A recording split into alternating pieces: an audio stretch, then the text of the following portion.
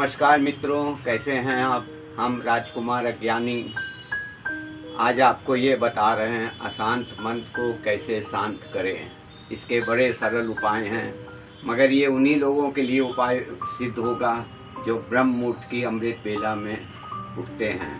ब्रह्म मुहूर्त अर्थात प्रातः 3 बजे से 5 बजे के बीच का मुहूर्त होता है। इसके मध्य जो उठता है उसमें अलौकिक शक्तियाँ जो हैं बहुत ही ताकतवर होती हैं और बहुत ही सकारात्मक कार्य करती हैं। इसलिए ब्रह्म मुहूर्त की अमृत बेला में यदि आप उठ सकते हैं तो ये बहुत उचित है। अशांत मन को शांत करने के लिए कुछ करने की ज़रूरत नहीं है, खाली दिल की शक्तियों को दिमाग की शक्तियों से जोड़ना है। और वो कैसे जोड़ना है, ये ईश्वर ने सब कुछ हमको दे रखा है, लेकिन हम इसका उपयोग कर नहीं पाते अज्ञानता के कारण। अज्ञान एक अंधकार है।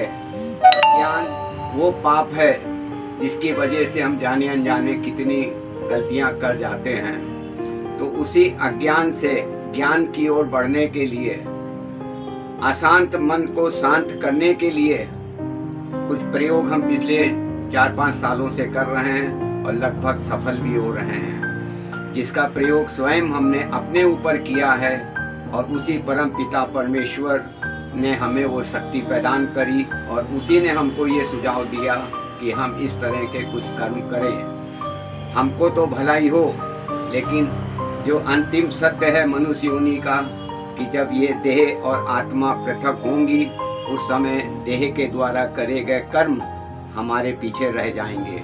ये देह पंच महाभूतों में समाहित हो जाती है, आत्मा परमात्मा में समाहित हो जाती है। यही जीवन का अंतिम और शाश्वत सत्य है। अब हमें करना कुछ नहीं है। ब्रह्म मुहूर्त की अमृत बेला में जब हम उठते हैं तो सबसे पहले ओमकार नाथ, जिससे हमारे महादेव की उत्पत्ति हुई, उसी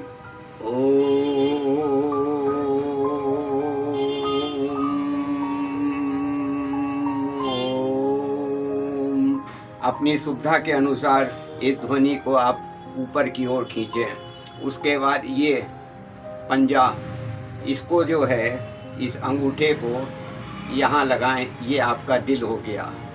अब इसी से तार जोड़ें, इस उंगली से इसको मिलाएं और इस अंगूठे को आप यहाँ, इसको तीसरा नेत्र भी बोलते हैं और ज्ञान चक्षु भी बोलते हैं।